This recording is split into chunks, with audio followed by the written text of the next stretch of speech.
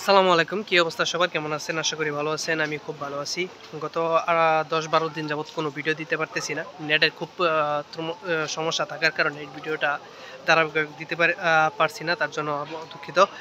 আ আজকে নতুন করে আলোচনা করব ভিটামিন, ক্যালসিয়ামের বিষয় নিয়ে। মুরগির ক্যালসিয়ামের ঘাটতি আছে সেটা কিভাবে বুঝবেন? আর ক্যালসিয়ামের ঘাটতি থাকলে কি প্রয়োগ করবেন সেটা নিয়ে আলোচনা করব। আর আলোচনা করব হচ্ছে মুরগি যদি চকলেট কালার পায়খানা করে সেটা নিয়ে আজকে বিস্তারিত আলোচনা করব। তাই ভিডিওটি না টেনে পুরো দেখার জন্য অনুরোধ করব। প্রথমে আসি আমরা ভিটামিন, ক্যালসিয়ামের বিষয়টা নিয়ে।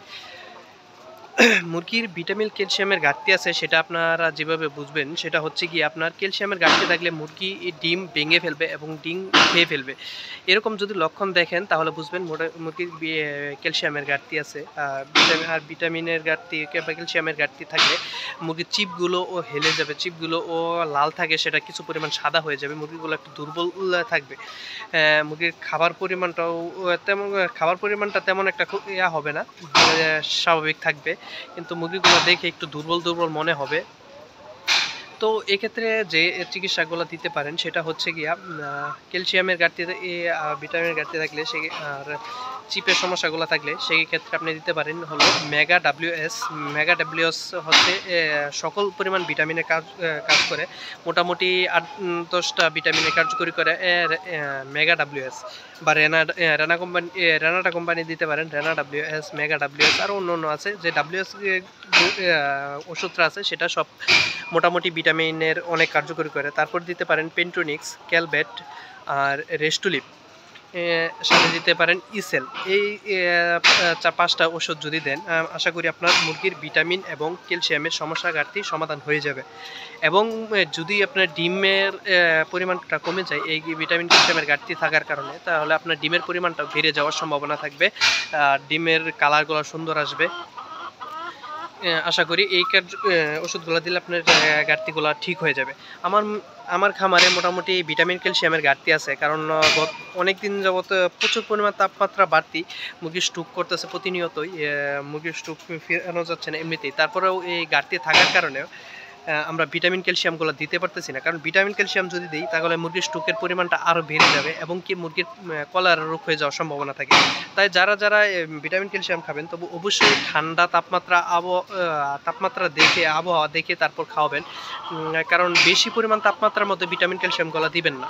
ঠান্ডা বা বৃষ্টির মধ্যে, ঠান্ডা আবহাওয়ার মধ্যে দিবেন, তাহলে আশা করি খুব সুন্দর কার্যকরী হবে। আর না হলে আপনার মুরগির ক্ষতি হয়ে যেতে পারে বা ক্ষতির পরিমাণ অনেক বেড়ে যেতে পারে। তাই আমারও যে সমস্যাগুলো এখন রানিং চলতেছে তাও আমি দেখতেছি, অপেক্ষা করতেছি ডিমের পরিমাণটাও একটু কমে গেছে, যে আসলে ঠান্ডা পড়লে তারপর দেবো। গতকালকে থেকে একটু ঠান্ডার পরিমাণটা ঠান্ডা আছে, মানে মুরগি আবহাওয়াটা নিয়ন্ত্রণের মধ্যে আছে। এখন চাইলে ভিটামিন ক্যালসিয়াম দেওয়া যায়, কিন্তু আমি ক্যালসিয়ামগুলো এনে রাখি নাই, যার কারণে আমি দিতে পারতেছি না। আজকে দেখি যদি তাপমাত্রাটা এরকম থাকে আশা করি কালকের মধ্যে আমি ভিটামিন ক্যালসিয়ামগুলো দিয়ে দিতে পারবো। তো এবার আসি হচ্ছে গিয়ে মুরগি চকলেট কালার পায়খানা কেন করে। আর চকলেট পায়খানা করলে কি কি প্রয়োগ করবেন সেটা নিয়ে আজকে এখন আলোচনা করব। চকলেট পায়খানাটা মূলত অনেক কারণে হয়ে থাকে। সেক্ষেত্রে একটা কারণ হতে পারে যখন অ্যান্টারাইটিক্সে ধরে, তখন অ্যান্টারাইটিক্সটা কিছু পরিমাণ থেকে গেলে চকলেট পায়খানা করে এবং পায়খানাটা ফ্লোরের মধ্যে লেগে যায়, পানি মারলে উঠতে চায় না। সেটা কিছু পরিমাণ মানে একদম ফ্লোরের মধ্যে লেগে থাকে। তো এই চকলেট কালার আসলে পেটের মধ্যে বা নাড়িভুঁড়ির মধ্যে কোনো পরিমাণ থাকলে সেই কারণে হয়ে থাকে। আর এই চকলেট পায়খানা করলে আপনি যে ওষুধটা প্রয়োগ করবেন সেটা হচ্ছে টক্সিল।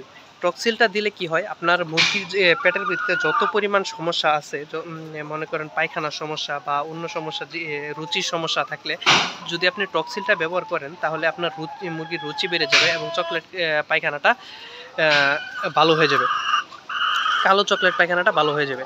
তো টক্সিলটা দিনে একবার ব্যবহার করবেন। আমি রানিং আমার চকলেট পায়খানা থাকার কারণে আমি এখন বর্তমানে টক্সিলটা ব্যবহার করতেছি। প্রতিদিন সকালবেলা একবেলা দিতেছি টক্সিল। এবং কি আমার খামারে কিছু আয়রনের ঘাটতি আছে, সাথে আমি আয়রনটা খাওয়াইতেছি। আয়রন দিতেছি হলো 2 লিটার পানিতে 1 মিলি দিতেছি। আমি এটা 5 দিন খাওয়াবো। 2 লিটার আয়রন আনছি এবং কি একটা টক্সিল আনছি 1 লিটার। 1 লিটারে 1 মিলি, 2 লিটারে 1 মিলি দেওয়া যায়, বা 1 লিটার 1 মিলিও দিতে পারেন যদি বেশি পরিমাণ সমস্যা থাকে। তো আমি 2 লিটারে 1 মিলি দিয়ে আপাতত টক্সিলটা আর আয়রনটা খাওয়াইতেছি, কারণ এটা গরমের মধ্যে খাওয়ানোর কোনো সমস্যা নেই। এটা কিছুদিন পর পর খাওয়ানো, এটা খুবই জরুরি। যদি মুরগির রুচির সমস্যা হয়ে যায় বা খাবারটার পরিমাণটা একটু কম খায়, তাহলে আশা করি এই টক্সিনটা ব্যবহার করলে আপনার অনেক উপকার আসবে। খাবারের রুচি বাড়বে, মুরগি খাবারের পরিমাণটা ভালো খাবে, খাবার পানি সুন্দর খাবে এবং কি যে চকলেট কালার পায়খানাটা থাকে সেটা মোটামুটি নিয়ন্ত্রণে চলে আসবে। আমি মাত্র খাবার পানিগুলো দিছি, মুরগির খাবার পানি রয়েছে। আর একটা বিষয় লক্ষ্য রাখবেন যে মুরগির পাইপগুলা প্রতি মাসে একবার করে পরিষ্কার করে দিবেন, বেসিং পাউডার দিয়ে ডলে পরিষ্কার করে দিবেন, যাতে পাইপের মধ্যে থেকে অনেক পরিমাণ রোগ জীবাণু ছড়ায় থাকে, যাতে এই রোগ জীবাণুটা না ছড়ায়। সেই কারণে প্রতি মাসে একবার করে পাইপগুলো পরিষ্কার করে দিবেন।